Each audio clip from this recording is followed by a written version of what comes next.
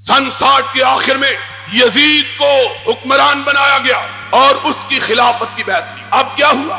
جب یزید کی بیعت کے لیے سارے شہروں کے گورنروں کو مراسلہ آیا تو مدینے کے گورنر کو بھی آیا۔ اس نے شہر کے جو سربراہ بردہ لوگ ان کو یزید کی خلافت کے لیے بلایا۔ ان میں حضرت حسین بھی تھی، حضرت صدیق اکبر کے بیٹے حضرت عبد الرحمن بھی تھے، اور حضرت عمر کے بیٹے حضرت عبداللہ ابن عمر بھی تھے، اور بعض روایات کے مطابق ان میں حضرت زبیر کے بیٹے حضرت عبداللہ ابن زبیر بھی تھے، لیکن صحیح روایت یہ ہے کہ وہ پہلے ہی مدینے سے رخصت ہو چکے۔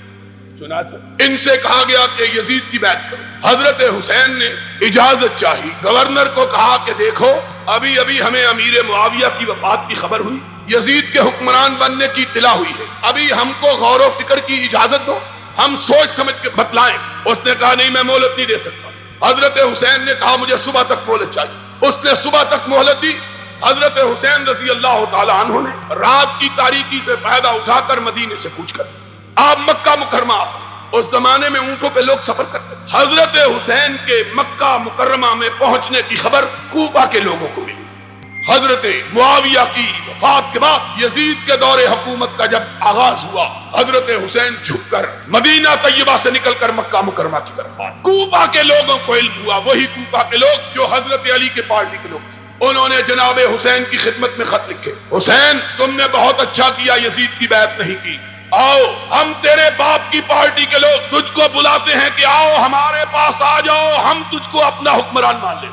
خط پہ خط آنے لگے، ہر روز خط۔ ایک دن اتنے خط آئے کہ شیعہ مورخ مفید نے لکھا ہے کہ حضرت حسین کی بوری بھر کے اتنے خط آئے ہر روز کہ آ جائیے ہمارے پاس آ جائیے، ہم آپ کو اپنا حکمران ماننے کے لیے تیار۔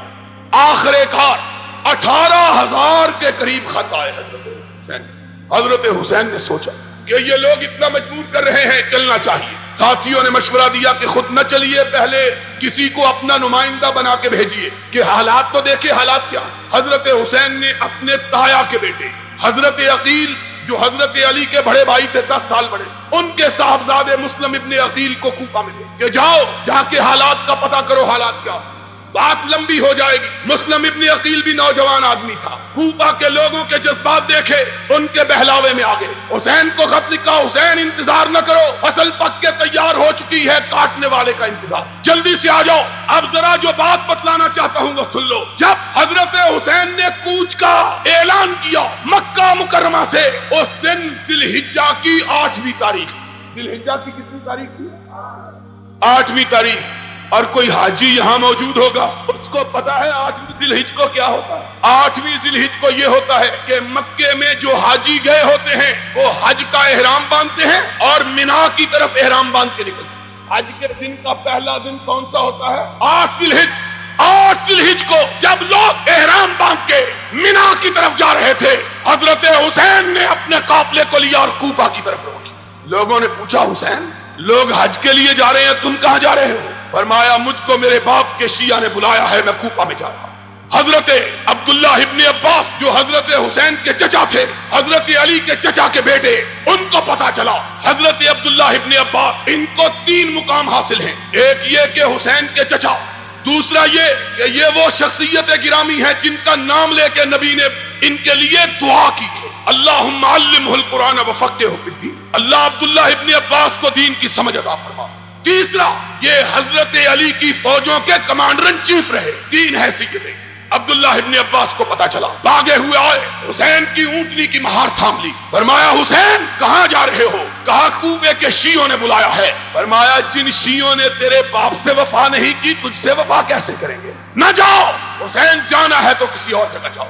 اب حسین دانا اور بینا آدمی، 59 سال کے پختہ عمر کے انسان، گرم و سرد جشیدہ، عبداللہ ابن عباس کو کہتے ہیں چچا میرے راستے سے ہٹ جاؤ، میں نے جو فیصلہ کر لیا ہے اس سے پلٹنے کے لیے تیار نہیں۔ حضرت ابن عباس نے کہا حسین اگر مجھے معلوم ہو کہ میں تیرے اونٹ کے راستے میں لیٹ جاؤں گا تو رک جائے گا تو میں لیٹنے کے لیے تیار ہوں، مت جاؤ۔ حسین نے کہا چچا اب آگے اٹھے ہوئے قدم پیچھے نہیں ہٹ سکتے۔ عبداللہ ابن عباس نے تاریخی الفاظ کہے، فرمایا اگر تو نہیں رکتا تو میری پشین گوئی سن لے، میں تیری داڑھی کے بالوں کو خون میں رنگا ہوا دیکھ رہا ہوں۔ جنہوں نے تیرے بڑے بھائی اور تیرے باپ سے وفا نہیں کی وہ تجھ سے بھی وفا نہیں کرے. حسین اس کے باوجود چل لی. اب ادھر ماجرا دیکھیے کہ مسلم ابن عقیل کے ہاتھ پر 32,000 سے زیادہ لوگوں نے موت کی بیعت کی. یزید کو پتا چلا کوفے کے صوبے کے حالات خراب ہیں. اس نے پہلے گورنر کو تبدیل کر کے عبید اللہ ابن زیاد کو گورنر بنا کے بھیجا. صرف 18 آدمی اس کے ساتھ بھیجے. کتنے آدمی؟ عبداللہ ابن عبید اللہ ابن زیاد این اس زمانے میں جبکہ کوفہ کی ہر گلی، ہر بازار اور ہر گھر میں حسین کے نعرے لگ رہے تھے، ان دنوں میں صرف 18 سپاہیوں کے ساتھ عبید اللہ ابن زیاد نے کوفے میں قدم رکھا. اس زمانے میں عربوں کا دستور یہ تھا کہ پرانے پنجابیوں کی طرح سفر کرتے ہوئے اپنے چہرے پہ ٹھاٹھا باندھ کے رکھتے، جس طرح ہمارے دیہاتوں میں دیہاتی لوگ سفر کرتے ہوئے اپنی پگڑی کا پلو اپنے منہ پہ باندھ لیتے ہیں. اسی طرح عربوں کا دستور تھا کہ چہرے پہ گرد و غبار نہ پڑے. عبید اللہ ابن زیاد اپنے چہرے پہ ٹھاٹھا باندھے کوفے کے بازاروں میں داخل ہوا. لوگوں کو حسین کا انتظار تھا. انہوں نے سمجھا حسین آ گیا ہے. سارا کوفہ نکل کے باہر آ گیا. جہاں سے گزرتے لوگ کہتے السلام علیکم یا ابن رسول اللہ، رسول کے بیٹے تجھ کو سلام دو. انہوں نے سمجھا حسین آیا. جب تک عبید اللہ ابن زیاد اپنے گورنر ہاؤس میں پہنچے 32,000 کے قریب کوفی جمع ہو چکے تھے. حضرت مسلم ابن عقیل کو پتا چلا، وہ بھی بھاگے ہوئے آئے کہ حسین آ گیا.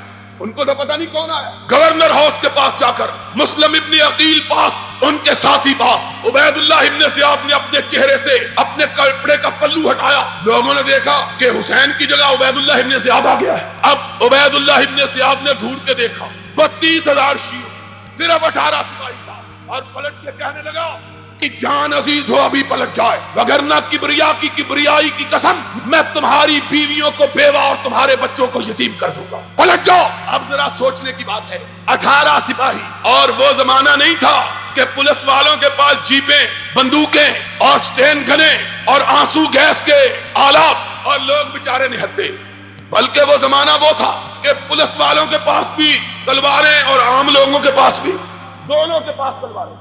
لیکن کوفے والوں کا حال پنجاب کی اس بستی کا سا تھا جس بستی میں ایک چور ایک ڈانگ لے کے آ گیا، پوری بستی والوں کو آگے لگا لیا. آگے آگے بستی والے پورے بھاگ رہے، پیچھے اکیلا چور بھاگ رہا. صبح کو لوگوں نے پوچھا اور تمہاری مت ماری گئی ہے، تمہیں کیا ہو گیا؟ کہنے لگے کیا کریں، ہم سارا گاؤں اکیلے اور چور اور لاٹھی 2 جنے تھے. یہ کوفے کے لوگوں کا حال. 18 سپاہی، 32,000 جوان. 18 کو دیکھ کے لوگوں نے کھسکنا شروع کیا. حضرت مسلم ابن عقیل نے پیچھے مڑ کے دیکھا کہ 32,000 میں صرف 3200 باقی رہ گئے. کہا پکڑ لو اس گورنر کو، اس کی بوٹیاں اڑا دو، پکڑ لو. عبید اللہ ابن زیاد نے کہا کسی کی ماں نے بچہ جنا ہو تو آگے بڑھ کے تو دکھائے.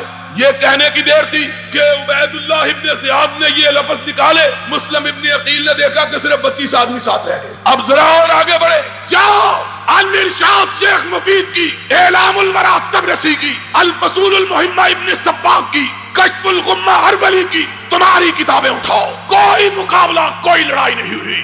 تھوڑی دیر گزری، مسلم ابن عقیل نے دیکھا کہ تنہا تنہا کوفہ کے بازاروں میں کھڑا ہے، کوئی ساتھ باقی نہیں بچا. پردے، اجنبی، تنہا، غریب الوطن، کوفے کے راستوں کو بھی نہیں جانا، پتہ ہی نہیں راستہ کیا. اب بھاگا. اس کی تو بالکل یہی مثال ہے کہ میرے جیسا آدمی شاد باغ میں آئے، تم سارے بھاگ جاؤ تو میں کہاں جاؤں گا؟ مجھے تو راستہ بھی نہیں آتا شاد باغ، کہاں جاؤں؟ مسلم ابن عقیل کے جائے تو جائے کہاں؟ ادھر بھاگے ادھر بھاگے، آخر ایک گلی میں گھسے. دروازے پہ دستک دی. اس شیعہ نے جس نے موت کی بیعت کی ہوئی تھی، حسین کے بھیا کے چہرے کو دیکھا، اپنے کیواڑ بند کر. دوسرے دروازے پہ دستک دی. اس نے دیکھا، پھر کیواڑ بند کر لیے. تیسرے چوتھے بھاگتے رہے، پیچھے سپاہی بھاگ رہے ہیں. تعاقب ہو رہا ہے. ایک جگہ پاؤں کو اندھیرے میں ٹھوکر لگی، حسین کا بھائی منہ کے بل گرا، دانت ٹوٹ گئے، منہ سے خون کا فوارہ چھوٹ پڑا. کوئی شیعہ نے علی میں سے خون پوچھنے کے لیے تیار نہیں. ساری رات مسلم ابن عقیل کوفہ کے بازاروں میں کوفیوں کی بے وفائی کا ذکر کرتے ہوئے گھومتے رہے. کوئی پناہ دینے کے لیے تیار نہ ہوا. پیاس سے نڈھال ایک مکان کے دروازے پہ جا کے گر پڑے. چیخ کی آواز گھر والوں تک پہنچی. ایک بڑھیا اندر سے باہر آئی. دیکھا کہ مسلم ابن عقیل جس کے ہاتھ میں کل ہزاروں نوجوان موت کی بیعت حسین کے لیے کر رہے تھے، اس بڑھیا نے مسلم ابن عقیل کو اندر جگہ دی. بیٹے نے کھٹ پٹ کی آواز سنی، پوچھا اماں کون ہے؟ بڑھیا کہتی ہے کوئی نہیں کوئی نہیں. اس نے کہا مجھے آواز آئی ہے. اس نے کہا تیرا وہم ہے. بڑھیا چھپاتی ہے، بیٹا انکار کرتا ہے، اصرار کرتا ہے. آخر دروازہ کھولا، دیکھا سامنے مسلم ابن عقیل بیٹھا ہے. بڑھیا کی آنکھوں میں آنسو آ گئے. کہنے لگی او ظالمو، کل تک اس کے نام کے نعرے لگاتے، اس کے ہاتھ پہ بیعت کرتے تھے، آج اس کو مارنے کے لیے دوڑتے ہو. خدا کا خوف کرو، یہ رسول کے نواسے کا نمائندہ اور رسول کے بھائی کا بیٹا، کوئی ظلم نہ کراؤ. اس نے جلدی سے آگے بڑھ کے ہاتھ کو بوسہ دیا. اس نے کہا میں تو جانوروں کے پیر چومنے والا ہوں، یہ تو انسان ہے. میں تو بڑا فرما بردار خادم، خدمت گزار، ہاتھ چومے پاؤں چومے. ہمارے کو بھاگ جاگ اٹھے، ہمارے گھر میں نارائن آ گئی، ہمارے گھر میں دیوتا آ گئے. ماں بیچاری دھوکا کھا گئی. اس نے کہا ہاں کسی کو بتلا نہیں. کہا ماں ایسی بات کیا کرتی ہو؟ تھوڑی دیر گزری کہ بیٹے صاحب وضو کرنے لگے. اس نے کہا کیا بات ہے؟ ابھی تو فجر کی اذان بھی نہیں ہوئی. کہنے لگا ماں شکرانے کے طور پہ تہجد پڑھنے لگا ہوں، آج رسول کے نواسے کا ہرکارہ ہمارے گھر آیا ہے. ماں بڑی خوشی، آج تہجد پڑھنے لگا. کہتا ہے ماں جی چاہتا ہے مسجد میں جا کے پڑھوں نفل، اس مسجد میں جس مسجد کو اس کے چچا علی نے بنوایا. ماں نے دروازہ کھولا، وضو کر کے سیدھا گورنر ہاؤس پہنچا. عبید اللہ ابن زیاد کو کہنے لگا آؤ میں تمہارا شکار اپنے گھر میں پھنسا کے آیا. ان کی حالت حضرت مسلم ابن عقیل شہید ہوئے. قافلہ حسین مکہ سے رخصت ہو چکا ہے، چند منزل فاصلہ طے کیا. حسین کو خبر ہوئی مسلم ابن عقیل اس طرح بے یار و مددگار، بے کسی اور بے بسی کی موت مارے گئے ہیں. پلٹنے کا ارادہ کیا. جاؤ کوئی ماں کا لال دکھاؤ تو صحیح جو اس کا انکار کرے. حسین نے پلٹنے کا ارادہ کیا. مسلم ابن عقیل کے بھائی بیٹھ گئے. کہنے لگے حسین ہمارا بھائی مرا ہے، ہم پلٹنے کے لیے تیار نہیں. حسین نے دیکھا یہ پلٹنے پر آمادہ نہیں. فرمایا اگر تم پلٹنے پر تیار نہیں تو میں بھی نہیں پلٹتا. چلا قافلہ کوفے میں. اب جتنی تلواریں ہیں وہ عبید اللہ ابن زیاد کے ساتھ ہیں. لوگ وہی لوگ جو کل تک حسین حسین کا نعرہ بلند کر رہے تھے، آج یزید یزید کے نعرے بلند کر رہے ہیں. اور ابھی کئی منزل دور کربلا میں نہیں پہنچے. 10 تاریخ کی صبح 10 بجے کہ ادھر سے عبید اللہ ابن زیاد اپنا لشکر لے کے آ پہنچا. حسین نے نظر اٹھائی، دیکھا لشکر میں کوئی بھی شامی نہیں، سارے کوفے کے لوگ. کہا کیوں آئے ہو؟ کہا حسین تجھ سے لڑنے کے لیے آئے ہیں. حسین نے بوری بھری ہوئی خطوں کی اٹھائی، ایک ایک کا نام لیا. تم میں تمہارا فلاں سردار موجود ہے؟ اس نے کہا موجود ہے. فرمایا یہ تم ہی نے خط لکھ کے مجھ کو بلایا تھا؟ کہا بلایا تھا، غلطی ہو گئی تھی. کہا اگر غلطی ہو گئی تھی تو اب کم از کم گھر میں بیٹھے رہتے، میرے خلاف لڑنے کے لیے تو نہ آتے. ایک ایک کا نام لیا. پھر بات بڑی. کہا اپنے سردار کو بلاؤ. اس طرف سے کمانڈر آگے بڑھا. کیا بات ہے؟ کہا میری 3 شرطیں ہیں. مجھ کو واپس پلٹ جانے دو. مجھ کو واپس، سنا بات. کہا مجھ کو واپس، میں مکے واپس چلا جاتا ہوں، مجھ کو چھوڑ.